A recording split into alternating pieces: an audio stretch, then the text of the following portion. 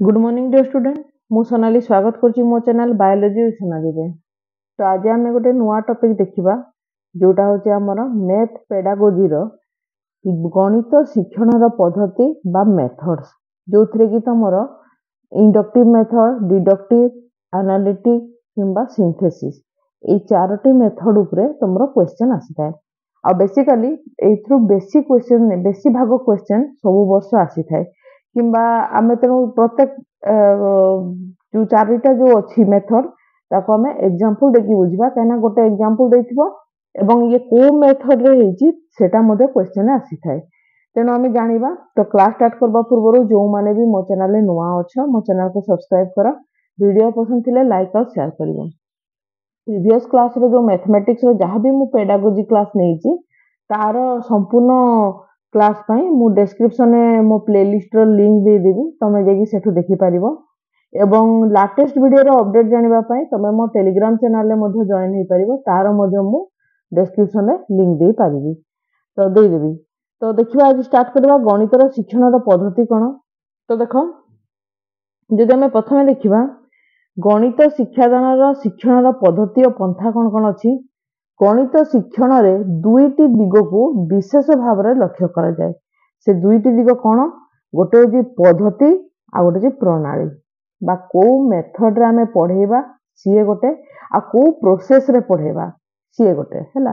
तो शैक्षिक लक्ष्य हैला शैक्षिक लक्ष्य उद्देश्य हासिल निमित्त विषय वस्तु और शिक्षण अनुभूति गुडी को एक निर्दिष्ट क्रम अनुसार सजाइबा ढंग को पद्धति कहा जाए। ता माने देखो मेथड मेथड माने कोन सबुठ प्रथम होचे आमे जो उद्देश्य रे आमे उद्देश्य को हासिल करिवार अछि माने गोटे प्रश्न देला जे तुम घरे पांचटी कदली थिला सेठारू माँ दुईटी कदली को भोग करी देले हैला आ अवशिष्ट कदली रु गोटे कदली पची जाइथिला तो गोटे कदली पची जाइथिला ताहाले आ केतोटी कदली रहिला।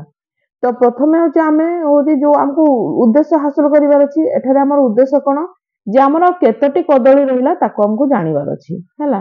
तेरो एको में निर्दिष्ट क्रम अनुसार सजेइबा हैला केमिति क्रम अनुसार सजेइबा डायरेक्ट तो केतोटी कदली अछि हमको जानि परिबा नै ना। तेरो प्रथमे केतोटी कदली पचिला आ केतोटी कदली हमर व्यवहार हैला पूजारे ताको प्रथमे बाहर करिबार अछि।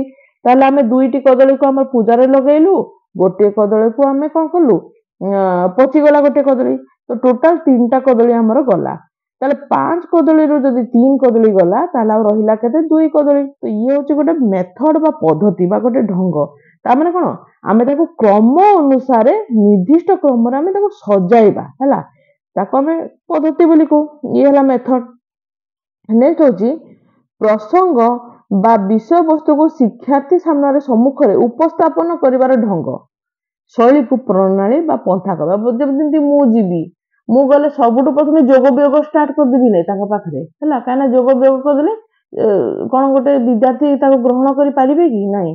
प्रथमे ताको आमे जो परिवेश अछि से परिवेश को प्रथमे आमे ठीक अछि कि नै ताको देखिबा गोटे विद्यार्थी रो मानसिक स्तर कोन अछि तार पूर्व ज्ञान कोन अछि तार पूर्व ज्ञान किछि अछि कि नाही ताको परीक्षण करिबा तापर आमे विषय वस्तु जतोले जिबा सेठी आमे कोन करबा एंती छोट छोट उदाहरण देकी ताको धीरे धीरे करिक बुझे। तो उपस्थान रो जो शैली अछि बा को प्रकार आमे गोटे विद्यार्थी को बुझे परिबा से शैली बा ताको आमे प्रणाली बोली को।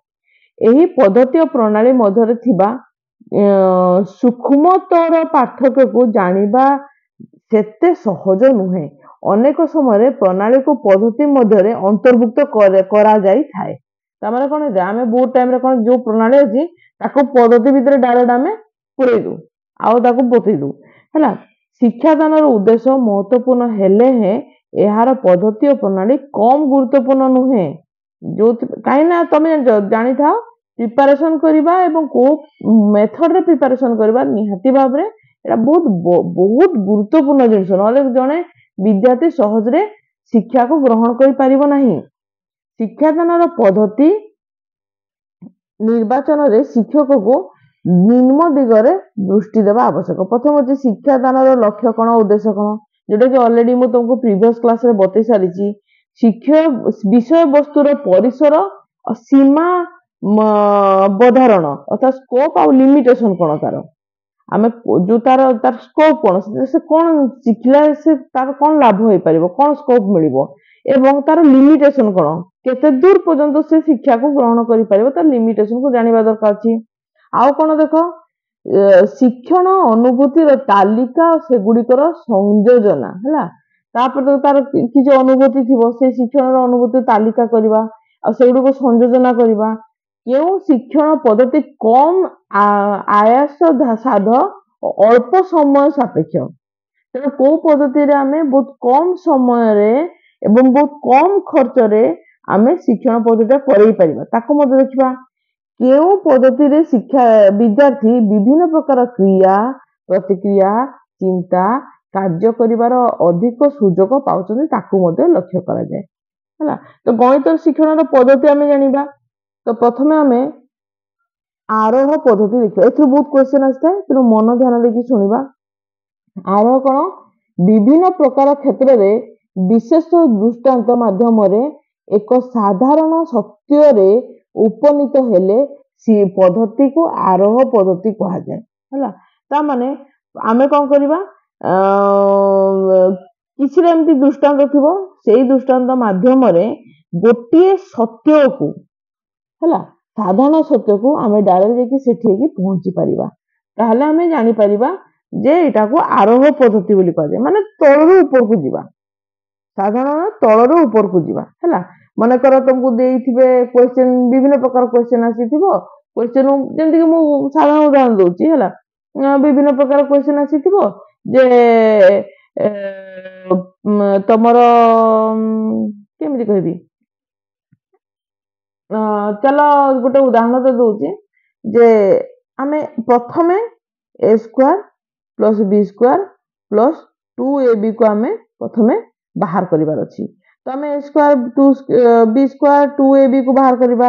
ମନେକର ଏଇ ଜାଗାରେ a ହଉଛି ଆମର 2 ଆଉ b ହଉଛି ଆମର 3। ତ ଆମେ ଏଠି ଦେଇଦେବା 2 ର ସ୍କୋୟାର ପ୍ଲସ୍ 3 ର ସ୍କୋୟାର ପ୍ଲସ୍ 2 ଗୁଣନ 3 ହେଲା। ଏଇଟା ହେଲା। ଏଥିରୁ ଆମେ ବାହାର କଲା ପରେ ଯାହା ବି ଆମର ରେଜଲ୍ଟ ବାହାରିବ, ସେଥିରୁ ଆମେ ଗୋଟେ ଜିନିଷ ଉପନୀତ ହେବା ଯେ a square a plus b ର ହୋଲ୍ ସ୍କୋୟାର ମଧ୍ୟ ସେଇ ଏକା ହିଁ ହେବ ହେଲା। ତା ମାନେ କଣ ହଉଛି, ଆମେ କିଛିଟା ସତ୍ୟର ଯୋଉ ସତ୍ୟ ଅଛି, ସେ ସତ୍ୟର ପର୍ଯ୍ୟନ୍ତ ପହଞ୍ଚିବାକୁ ହେଲେ ଆମେ କେତେଟା ଦୃଷ୍ଟାନ୍ତ ମାଧ୍ୟମ ଦେଇକି ଗତି କରିବା ହେଲା। ତଳରୁ ଧୀରେ ଧୀରେ ଉପରକୁ ଯିବା ଏବଂ ଲାଷ୍ଟକୁ ସେ ସିଦ୍ଧାନ୍ତରେ ଆମେ ପହଞ୍ଚିବା। କେତେକ ଅନୁଭୂତିରୁ ଯେଉଁ ସାଧାରଣ ସତ୍ୟ ଲାଭ କରାଯାଇଥାଏ ବା ବିଭିନ୍ନ ପରୀକ୍ଷା ନିରୀକ୍ଷାରୁ ଯେଉଁ ସାଧାରଣ କଣ ହେଇଥାଏ, ସାଧାରଣ ତଥ୍ୟକୁ ନିୟମ ବା ସୂତ୍ର ସଂଗୃହୀତ ହୁଏ, ତାହା ହିଁ ଉକ୍ତ ଆରୋହ ପଦ୍ଧତି ଦ୍ୱାରା ସମ୍ଭବ। ଯୋଉଟା କି ଯେମିତି କହିଲି ମୁଁ, a square plus b square plus 2ab that equal to a plus b ର ହୋଲ୍ ସ୍କୋୟାର ଆମେ ଜାଣିବାକୁ ପାଇଲୁ ହେଲା। ତାମାନେ କଣ ଯେ ଆମେ କେତେଟା ସିଦ୍ଧାନ୍ତ ଜାଣିଥିବା, ସେଥିରୁ କିଛି ସିଦ୍ଧାନ୍ତରୁ ଆମେ କିଛିଟା ସାଧାରଣ ପଦ୍ଧତି ମାଧ୍ୟମ ଦେଇ ଗତି କରିଥିବା ଏବଂ ଶେଷରେ ଆମେ ଜାଣିବାକୁ ପାଇବା ଯେ ୟାର ସୂତ୍ର ହଉଛି ଏହା। ଗଣିତ ଶାସ୍ତ୍ରରେ ଉକ୍ତ ପଦ୍ଧତିର ବହୁଳ ବ୍ୟବହାର ପରିଲକ୍ଷିତ ହୁଏ, କାରଣ କୌଣସି ନିୟମ ବା ସୂତ୍ର ପ୍ରସ୍ତୁତ ନିମିତ୍ତ ଆରୋହ ପଦ୍ଧତିର ପ୍ରୟୋଗ ହେଲା ଏକାନ୍ତ ଅପରିହାର୍ଯ୍ୟ। କାହିଁକିନା ନିହାତି ଭାବରେ ଗୋଟେ ନିୟମ ବା ସୂତ୍ରକୁ ଜାଣିବାକୁ ହେଲେ ଆମକୁ ଆରୋହ ପଦ୍ଧତିର ପ୍ରଥମେ ତ ଆରୋହ ପଦ୍ଧତି ନିଆଯାଏ ନା, ଆମେ ତ ଡାଇରେକ୍ଟ ସୂତ୍ର କେହି ତ ବାହାର କରିନାହାନ୍ତି। ଏଇ ଆରୋହ ପଦ୍ଧତିରେ ବିଭିନ୍ନ ଗବେଷଣା ଦ୍ୱାରା, ବିଭିନ୍ନ ଗଣିତ ଶାସ୍ତ୍ର ଦ୍ୱାରା ଆମେ କିଛି ଗୋଟେ ସୂତ୍ର ଜାଣିଥାଉ। ଗାଣିତିକ ସତ୍ୟତା ଲାଭ ନିମିତ୍ତ ଏହି ପଦ୍ଧତିକୁ ଦୃଢ ଭାବରେ ଗ୍ରହଣ କରିବା ଏକାନ୍ତ ଆବଶ୍ୟକ। ଏହି ପଦ୍ଧତିରେ ଯେକୌଣସି ବିଶେଷ ଦୃଷ୍ଟାନ୍ତ ଗୁଡିକ ନିଆଯାଏ ହେଲା, କିଛିଟା ଦୃଷ୍ଟାନ୍ତ ନିଆଯିବ, ସେଗୁଡିକୁ ସାଧାରଣତଃ ମୂର୍ତ୍ତ, ଏହି ମୂର୍ତ୍ତ ଜିନିଷକୁ ଅମୂର୍ତ୍ତ ସିଦ୍ଧାନ୍ତରେ ପହଞ୍ଚେଇବାକୁ ହେଇଥାଏ। ଅର୍ଥାତ୍ ଏଇଠି ଗୋଟେ ଜିନିଷ ଜାଣିଲ, ଯଦି କ୍ୱେଶ୍ଚନ ଆସିଲା ମୂର୍ତ୍ତରୁ ଅମୂର୍ତ୍ତ ହେଲା, ମୂର୍ତ୍ତରୁ ହେଲା ଅମୂର୍ତ୍ତ, ତାହେଲେ ସେଟା ହଉଛି ଆମର କଣ, ତମର ଏଇ ଆରୋହ ପଦ୍ଧତି ହବ ହେଲା। କ୍ୱେଶ୍ଚନ ଆସିଥାଏ ମୂର୍ତ୍ତରୁ ଅମୂର୍ତ୍ତ ଦିଗକୁ ଗତି ପହଞ୍ଚେଇବା ସିଦ୍ଧାନ୍ତକୁ ଆମେ କଣ କହିଥାଉ? ଆରୋହ ପଦ୍ଧତି ବୋଲି କହିଥାଉ। ତମେ ଲେଖିଦେଇ ପାର, ତାକୁ ଏଠି ବ୍ରାକେଟରେ ଏମିତି ରଖିଦେଇ ପାର, କାରଣ ଏଥିରୁ ବି କ୍ୱେଶ୍ଚିନ୍ ଆସେ। ମୂର୍ତ୍ତରୁ ଅମୂର୍ତ୍ତ ସିଦ୍ଧାନ୍ତରେ ପହଞ୍ଚିବାକୁ ଆରୋହ କୁହାଯାଏ ହେଲା। ଏଥିରେ କଣ ହବ? ଗୋଟେ ନିର୍ଦ୍ଦିଷ୍ଟ ସତ୍ୟକୁ ସାଧାରଣ ସତ୍ୟ ଆଡକୁ ଗତି କରିବାକୁ ପଡିଥାଏ। ଗୋଟେ ଏକ୍ସାମ୍ପଲ ଦେଇଦେଲା, କଣ ଏକ୍ସାମ୍ପଲ ଦେଲା? ପ୍ରତି ପିଲାକୁ ସର୍ବନିମ୍ନ 3ଟି ବିଭିନ୍ନ ପ୍ରକାରର ତ୍ରିଭୁଜ ଅଙ୍କନ କରିବାକୁ କୁହାଗଲା। ପ୍ରତି ତ୍ରିଭୁଜ କୋଣମାନଙ୍କୁ ପ୍ରୋଟ୍ରାକ୍ଟର ସାହାଯ୍ୟରେ ମାପି ସାରଣୀରେ ଲେଖି ସେମାନଙ୍କ ପରିମାଣର ସମଷ୍ଟି ନିର୍ଣ୍ଣୟ କରିବାକୁ କୁହାଗଲା। ପ୍ରତ୍ୟେକ କ୍ଷେତ୍ରରେ ଆମେ ଲକ୍ଷ୍ୟ କରିବା ଯେ ତ୍ରିଭୁଜର 3ଟି କୋଣର ପରିମାଣ 180 ଡିଗ୍ରୀ ହେଲା। ତେଣୁ ଆମେ ଏକ ସାଧାରଣ ସତ୍ୟରେ ଉପନୀତ ହେଲେ, କଣ ସାଧାରଣ ସତ୍ୟରେ ଉପନୀତ ହେଲେ? ଯେକୌଣସି ତ୍ରିଭୁଜର 3ଟି କୋଣର ପରିମାଣ 180 ଡିଗ୍ରୀ ହେଲା। ତାମାନେ କଣ? 3ଟି ଅଲଗା ଅଲଗା ପିଲାକୁ ନିଆଗଲା।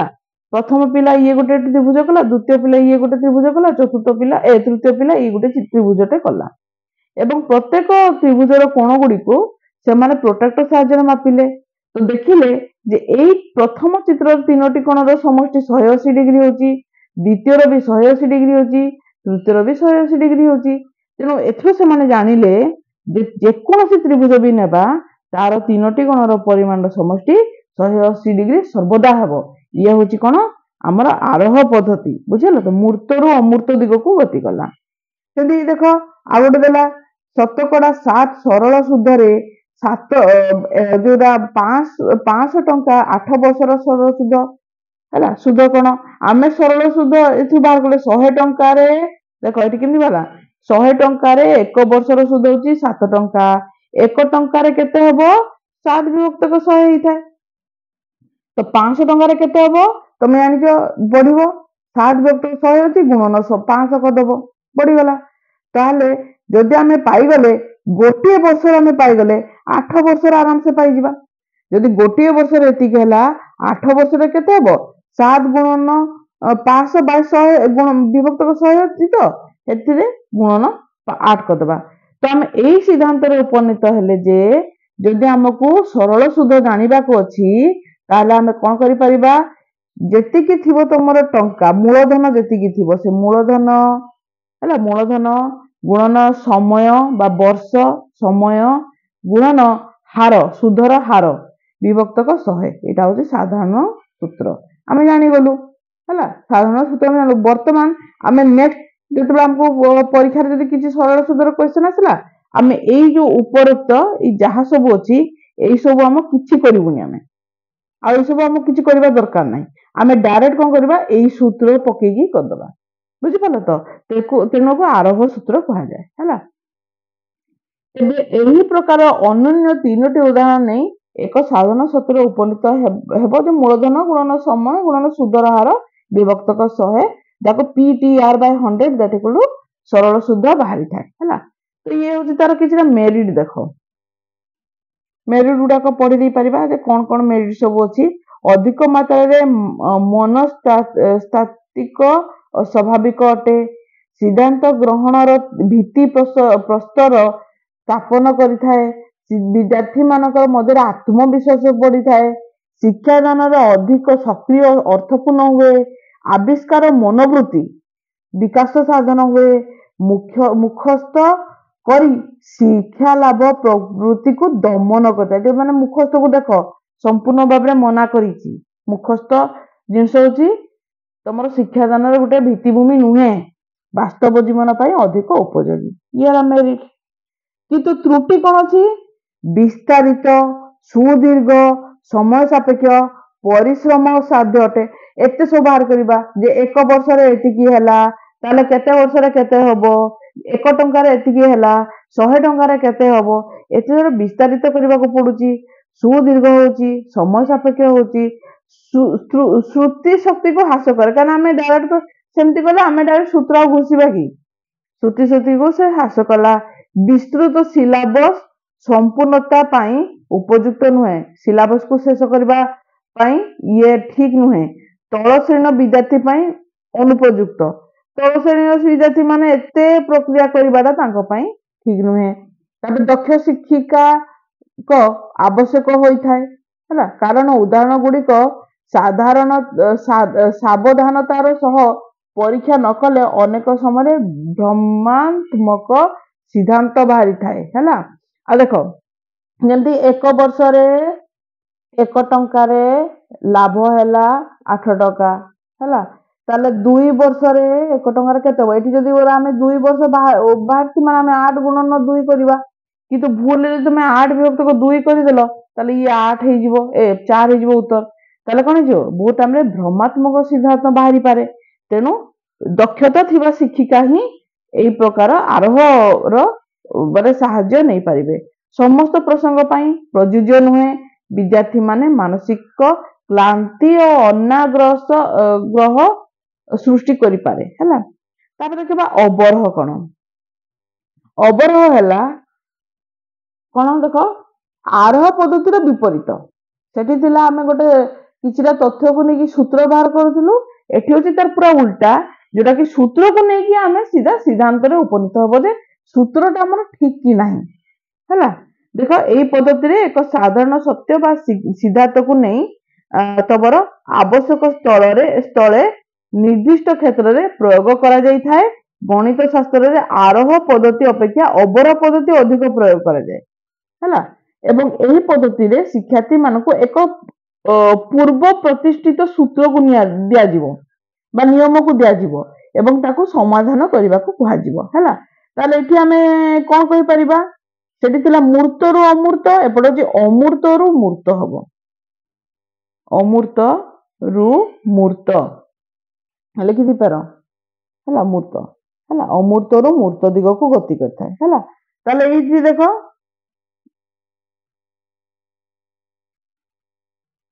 ଦେଖ କଣ କଣ ଏଥିରେ ଦେଖ, କିଛି ଦେଖିବା।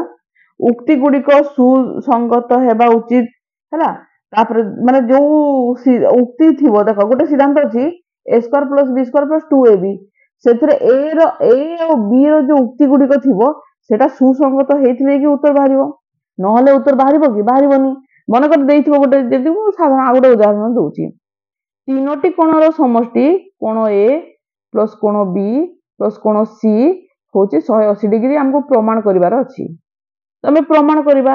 ଏଇଠି କଣ ହେଇଥିବ? ଭୁଲ ବଶତଃ ଆମକୁ ଉକ୍ତି ଦେଇଥିବ a ର କୋଣ ଦେଇଦେଲା ଆମକୁ 60 ଡିଗ୍ରୀ, b କୋଣ ଦେଲା ଆମକୁ କଣ 50 ଡିଗ୍ରୀ, ତାହେଲେ c କୋଣଟା ଆମକୁ ନିହାତି ଭାବରେ 70 ଦେବା କଥା, କାହିଁକିନା 60 50 ହେଲା 70 ଦେଲେ କି ଆମ ଉତ୍ତର ହବ।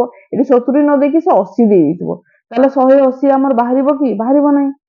ତେଣୁ ଉକ୍ତି ଗୁଡ଼ିକ ସୁସଙ୍ଗତ ହେବା ଅଛି, ଉକ୍ତି ଗୁଡ଼ିକ ସରଳ ହେଇଥିବ, ଦି ଅର୍ଥ ବୋଧକ ହେବା ତ ବିଲକୁଲ ହବ ନାହିଁ ହେଲା। ଦି ଅର୍ଥ ତ ବିଲକୁଲ ହବ ନାହିଁ, କାରଣ ଗଣିତରେ ଦି ଅର୍ଥର ବୋଧକର କୌଣସି ସ୍ଥାନ ନାହିଁ।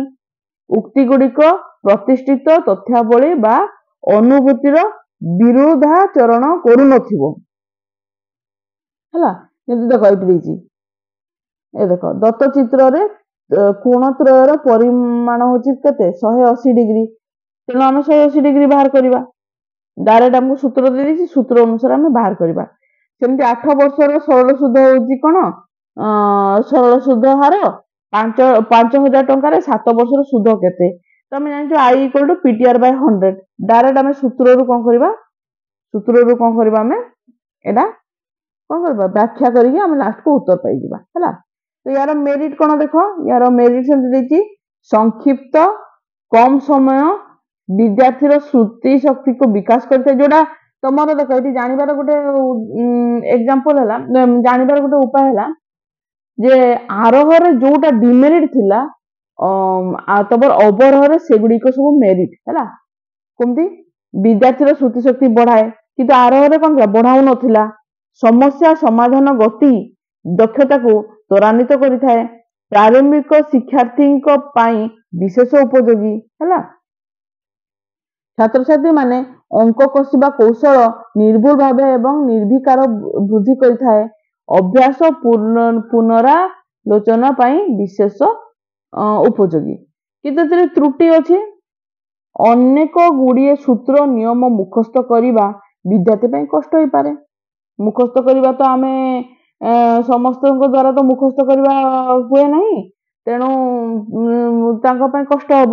सूत्र भूली गले समस्या हो ओडुआरे पड़ जावा ना जदि सूत्र भूली एमती बहुत टाइम हुए ना गणित आम सूत्र भूली जाऊ है बोध शक्ति अपेक्षा स्मृति शक्ति को अधिक प्राधान्य दिगला माने अंडरस्टैंडिंग एठारे नहीं एठारे अंडरस्टैंडिंग खाली तुम कौन रट्टा मारवा को बेसी गुरुत्व दिगला है चिंता और प्रज्ञा शक्तिर विकास साधन हो न था क्या आम चिंता कले कि आम जानले डायरेक्ट पीटीआर बाय 100 डायरेक्ट सूत्र पकईदेले एवं उत्तर बाहर आम चिंता कले कि पीटीआर बाय 100 कहीं है तेणु आम चिंता को प्रज्ञा शक्ति को से त्वरान्वित करना शिक्षार्थी माने मानकर आविष्कार मनोवृत्ति वृद्धि पाइब कि सुखी घुषीदेले ना मन मुखस्त करदे कौन से प्रकार से मनोवृत्ति जो आविष्कार कर मनोवृत्ति रहा शिक्षार्थी निष्क्रिय और शिक्षिका सक्रिय भूमिका नहीं था देखो शिक्षार्थी किसी भूमिका रही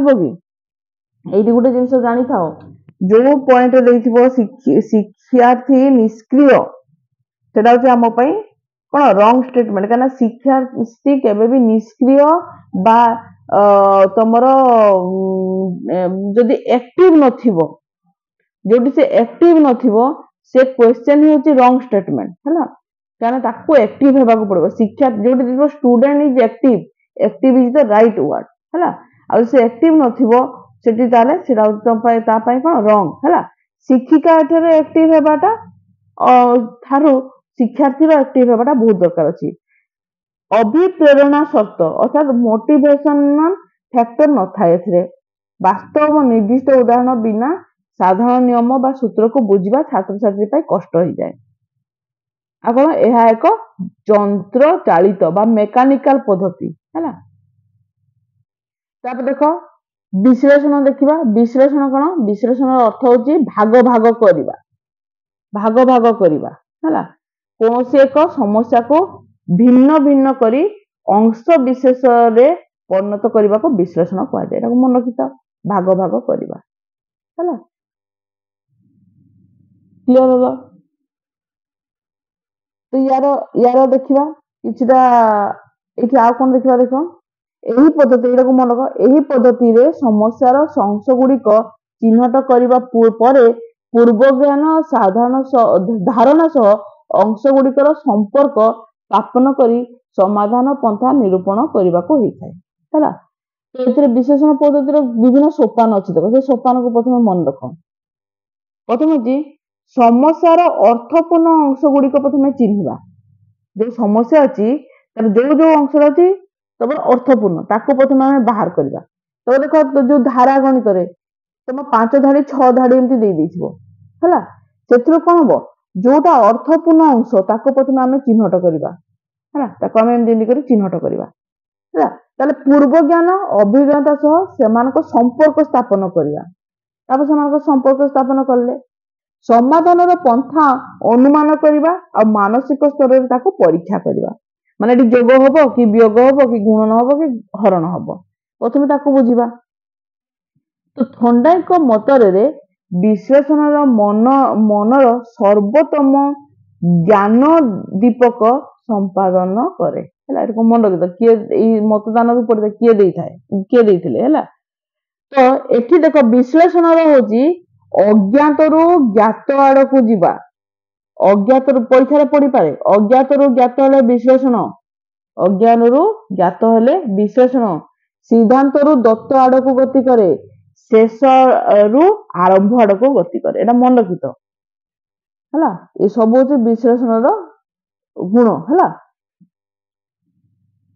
जमी एक आयत चित्र क्षेत्रफल देदेला है आयत चित्र क्षेत्रफल देदेला यार दैर्घ्य देला परिसीमा निर्णय कर तो प्रथम देख आयत चित्र क्षेत्रफल कौन आम जाचु जे दैर्घ्य गुणन प्रस्थ है दैर्घ्य गुणन प्रस्थ आम जाचु है तो आमको ये कौन दे आमको ये दैर्घ्य दे है सॉरी मुझे भूल कली हाँ दैर्घ्य गुणन प्रस्थ है दैर्घ्य गुणन प्रस्थ है तो आमको दे कौन दैर्घ्य देदेला 25 मीटर गुणन प्रस्थ केते 275 हम तो प्रथम प्रस्थ बाहर करदे है प्रथम प्रस्थ बाहर केमती प्रस्थ समान 275 विभक्त 25 तो ये आम प्रस्थ बाहरी गला ए प्रस्थ जी हम आमर से परिसीमा बाहर कर है ଏଇଠୁ ଆମେ କଣ କରିପାରିବା, ପରିସୀମା ବାହାର କରିପାରିବା। ତେଣୁ ଏହାର ପ୍ରଶ୍ନାବଳୀ କେମିତି ହବ ଦେଖ, ପ୍ରଶ୍ନରେ କଣ ନିର୍ଣ୍ଣୟ କରିବାକୁ ଦିଆଯାଇଛି, ଆୟତକ୍ଷେତ୍ରର ପରିସୀମା ନିର୍ଣ୍ଣୟ ପାଇଁ ତାର କଣ ଜାଣିବାର ଦରକାର, ଯେମିତିକି ଆମେ ଜାଣିଲେ ପ୍ରସ୍ତ ଜାଣିବା ନିହାତି ଦରକାର ଅଛି। କେଉଁ ତଥ୍ୟରୁ ଆମେ ପ୍ରସ୍ତ ନିର୍ଣ୍ଣୟ କରିପାରିବା, ଆମେ ଯଦି ଦୈର୍ଘ୍ୟ ଗୁଣନ ପ୍ରସ୍ତ କଲେ ଆମେ ପ୍ରସ୍ତ ନିର୍ଣ୍ଣୟ କରିପାରିବା। ତ ପ୍ରସ୍ତକୁ ବାହାର କରିଦେଲେ କ୍ଷେତ୍ରଫଳ ବିଭକ୍ତ ଦୈର୍ଘ୍ୟ ସମାନ ପ୍ରସ୍ତ ହେଲା। ଆୟତକ୍ଷେତ୍ରର ପ୍ରସ୍ତ କିପରି ନିର୍ଣ୍ଣୟ କରାଯିବ, ଯେଟା ମୁଁ କହିଲି ଏବେ, କ୍ଷେତ୍ରଫଳ ବିଭକ୍ତକ ଦୈର୍ଘ୍ୟ ସମାନ ପ୍ରସ୍ତ ବାହାରିଲା। ଦୈର୍ଘ୍ୟ ପ୍ରସ୍ତ ଜାଣିଲା ପରେ ଆୟତକ୍ଷେତ୍ରର ପରିସୀମା କେମିତି ଜାଣିବା, ତ ଆମେ ଜାଣିବା କେମିତି, ଦୈର୍ଘ୍ୟ ଆଉ ପ୍ରସ୍ତ ତମର ଅଛି, ତାକୁ ଆମେ ମିଶେଇ ଦେଇକି ଗୁଣନ 2 କରିଦେଲେ, ନାଇଁ କି, 2 ଗୁଣନ ଦୈର୍ଘ୍ୟ ଯୋଗ ପ୍ରସ୍ତ, ହଁ କି ପରିସୀମାର ସୂତ୍ର।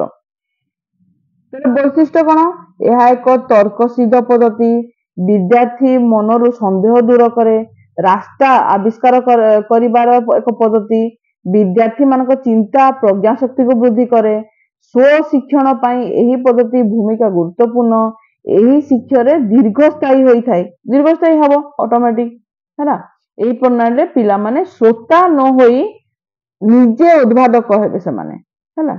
କିନ୍ତୁ ତ୍ରୁଟି କଣ, ଏକା ହଉଛି ପରୋକ୍ଷ ପଦ୍ଧତି, ପରିଶ୍ରମ ସାଧ୍ୟ, ସାଧାରଣ ଗତି ଓ ଦକ୍ଷତା ହ୍ରାସ କରେ, ସ୍ମୃତି ଶକ୍ତି ବିକାଶ ସାଧନ ନଥାଏ, ପ୍ରାଥମିକ ବିଦ୍ୟାର୍ଥୀ ମାନଙ୍କ ପାଇଁ ଏହି ପଦ୍ଧତି ଅନୁପଯୁକ୍ତ, ଶିକ୍ଷକ ବିଦ୍ୟାର୍ଥୀ ମାନଙ୍କ ବିଶେଷ ଗାଣିତିକ ଯୁକ୍ତିର ଦକ୍ଷତା ଉପରେ ଏହି ପଦ୍ଧତି ଫଳାଫଳ ନିର୍ଭର କରେ ହେଲା।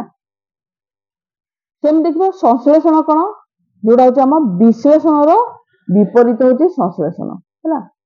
କୌଣସି ସମସ୍ୟାକୁ ବିଶ୍ଳେଷଣ କରି ସାରିବା ପରେ ତାର ଖଣ୍ଡ ଖଣ୍ଡ ଅର୍ଥପୂର୍ଣ୍ଣ ଅଂଶ ଗୁଡ଼ିକୁ ଏକତ୍ରିତ କରି ସମସ୍ୟାର ଫଳ ସମାଧାନ ନିର୍ଦ୍ଧାରଣ କରିବାକୁ ଆମେ ସଂଶ୍ଳେଷଣ କରିଥାଉ ହେଲା। ବୁଝିପାରିଲ, ତାର ବିପରୀତ, ଯେମିତିକି ପଦ୍ଧତିର ଜ୍ଞାତ ଅର୍ଥ ଗୁଡ଼ିକ ଏକାଠି କରି ଏକ ବିନ୍ଦୁ ବା ପଏଣ୍ଟରେ ପହଞ୍ଚେଇବାକୁ ପଡେ, ଯେଉଁଥିରେ ଅଜ୍ଞାତ ତଥ୍ୟ ଗୁଡ଼ିକ ସ୍ପଷ୍ଟ ପ୍ରମାଣିତ ହୋଇଯାଏ। ବୁଝିପାରିଲ, ଏହି ପଦ୍ଧତିରେ ଦତ୍ତ ତଥ୍ୟରୁ ଆରମ୍ଭ ହୋଇଥାଏ ଏବଂ ସେହି ପଦ୍ଧତିରୁ ପ୍ରାମାଣ୍ୟ ବା ଯାହା ପ୍ରମାଣ କରିବାକୁ ହେବ ତାହା ସାଙ୍ଗେ ସମ୍ପର୍କିତ କରେ ହେଲା। ଏଇଠି ଆମେ ଦେଖିବା, ଏଇ ଦେଖ, ସେଟା ଥିଲା ଅଜ୍ଞାତରୁ ଜ୍ଞାତ, ଇଏ ହଉଛି ଜ୍ଞାତରୁ ଅଜ୍ଞାତ ଆଡକୁ ଗତି କରିବ, ଆରମ୍ଭରୁ ଶେଷ ଯିବ ହେଲା, ଏବଂ ଦତ୍ତରୁ ସିଦ୍ଧାନ୍ତ ଆଡକୁ ଇଏ ଗତି କରିବ। ଏଇ 3ଟା ପଏଣ୍ଟ ନିହାତି ଭାବରେ ମନେ ରଖିବ ହେଲା, ତାହେଲେ ଜାଣିବ ଇଏ ହଉଛି ସଂଶ୍ଳେଷଣ। ଉଦାହରଣ ଦେଲା, ଦେଖ ଏଠି ଆୟତକ୍ଷେତ୍ରର ଦେଲା, ଏଟା ଦୈର୍ଘ୍ୟ ଦେଲା, ଏହାର ପରିସୀମା ନିର୍ଣ୍ଣୟ କର ହେଲା। ପ୍ରଥମେ ତ ପରିସୀମା, ଏଠି ଦେଖ, ଏଠି କଣ ଦେଲା, ତ ପ୍ରଶ୍ନରେ ଦତ୍ତ କଣ ଅଛି ଜାଣିଲେ, ଆୟତକ୍ଷେତ୍ରର କ୍ଷେତ୍ରଫଳ କେତେ ଜାଣିଲେ, ଏହାର ଦୈର୍ଘ୍ୟ କେତେ ଜାଣିଲେ, କ୍ଷେତ୍ରଫଳ ଦୈର୍ଘ୍ୟ ଜଣାଥିଲେ ପ୍ରସ୍ତ ନିର୍ଣ୍ଣୟ କରିବାର ସୂତ୍ର କଣ ଆମେ ଜାଣିଲେ, ଆୟତକ୍ଷେତ୍ରର ପ୍ରସ୍ତର ମାପ କେତେ ଜାଣିଲେ, ତାପରେ ପରିସୀମାର ସୂତ୍ର କଣ, ଅର୍ଥାତ୍ କ୍ଷେତ୍ରଫଳ ପରିସୀମା ବାହାରିଲା, ସୂତ୍ର ପ୍ରୟୋଗ କରିକି ଆମେ ଜାଣିଲେ। ତ ୟାର ଉପଯୋଗିତା ସେମିତି କଣ ଅଛି, ଉପଯୋଗିତା ଅଛି ଏହି ପଦ୍ଧତିରେ ସଂକ୍ଷିପ୍ତ, ସହଜ ଓ ଶୃଙ୍ଖଳିତ, ଏହା ସୃଷ୍ଟି ଶକ୍ତିକୁ ତ୍ୱରାନ୍ୱିତ କରେ, ପଦ୍ଧତି କମ ସମୟ ଓ ସ୍ଥାନ ଆବଶ୍ୟକ କରୁଥିବାରୁ ପାଠ୍ୟ ପୁସ୍ତକରେ ପ୍ରସଙ୍ଗ ଗୁଡ଼ିକୁ ଶିକ୍ଷାଦାନ ତ୍ୱରାନ୍ୱିତ କରିବାରେ ବ୍ୟବହାର କରାଯାଏ। ଆଉ କଣ, ଏହି ପଦ୍ଧତିରେ ସମାଧାନକୁ ଲିଖିତ ଭାବେ ପ୍ରକାଶ କରିବା ସହଜ ହେଲା, ଲିଖିତ ଭାବେ ପ୍ରକାଶ କରିବା ସହଜ, ଆବଶ୍ୟକୀୟ ସିଦ୍ଧାନ୍ତ ଉପନୀତ ହେବା ପର୍ଯ୍ୟନ୍ତ ଏହି କେତେ ଗୁଡ଼ିଏ କ୍ରମାଗତ ଆବଶ୍ୟକ ସିଦ୍ଧାନ୍ତ ନିର୍ଦ୍ଧାରଣ। କିନ୍ତୁ ଏଥିରେ ତ୍ରୁଟି ଅଛି, କଣ ତ୍ରୁଟି ଅଛି, ବିଶ୍ଳେଷଣ ପଦ୍ଧତି ଛାତ୍ରଛାତ୍ରୀଙ୍କ ମନରେ ଅନେକ ସନ୍ଦେହ ଆଣେ ହେଲା। ଏହା ପ୍ରତି ସୋପାନରେ କାରଣକୁ ସ୍ପଷ୍ଟ କରିନଥାଏ। ଆଉ କଣ, ଏହି ପଦ୍ଧତି ଦେଖ, ଏହି ପଦ୍ଧତି ଆବିଷ୍କାର ଚିନ୍ତା ଶକ୍ତିର ବିକାଶ ହୋଇନଥାଏ। ସେଠି ତମେ ଦେଖ, ଯାହା ସବୁ ତମେ ପଢିଥିଲ ଅବରୋହରେ, ଏଠି ଦେଖ, ଏଥିରେ ମଧ୍ୟ ସେଇ ଏକା ଜିନିଷ ହେଲା। ଏପରି ଆବିଷ୍କାର ଚିନ୍ତା ଶକ୍ତିର ବିକାଶ ହୋଇନଥାଏ, ଏଥିରେ ଗୃହ କାର୍ଯ୍ୟ ମାନସିକ କାର୍ଯ୍ୟ ଅତ୍ୟନ୍ତ ଭାରାକ୍ରାନ୍ତ ହୋଇଥାଏ। ଏହି ପଦ୍ଧତିରେ ବୋଧ ଶକ୍ତିର ବିକାଶ ଅପେକ୍ଷା ଘୋଷି ମନେ ରଖିବାକୁ ବିଦ୍ୟାର୍ଥୀକୁ ପ୍ରୋତ୍ସାହନ କରେ। ଆଉ ଘୋଷି ରଖିବା ମାନେ ଏଇଟା ହଉଛି ଆମ ଡିମେରିଟ୍। କାହିଁକିନା ଆମ ଯୋଉ କରିକୁଲମ ଅଛି ସେ ଘୋଷିବାକୁ ବା ମୁଖସ୍ଥ କରିବାକୁ କେବେ ବି କଣ ହୁଏ, ତାକୁ ଗୋଟିଏ ପଜିଟିଭ ବୋଲିକି ସେ ଗ୍ରହଣ କରେ ନାହିଁ। ତ ଇଏ ଥିଲା ଆମ ମେଥଡ ବିଷୟରେ ପଢିଲେ। ଏ ମେଥଡରୁ ବହୁତ କ୍ୱେଶ୍ଚନ ଆସିଥାଏ, ତେଣୁ ଆଜି ତମକୁ ମୁଁ ଏଇଟା କ୍ଲିୟର କଲି। ନେକ୍ସଟ କ୍ଲାସରେ ଗୋଟେ ନୂଆ ଟପିକ ଆଣିବି। Thank you.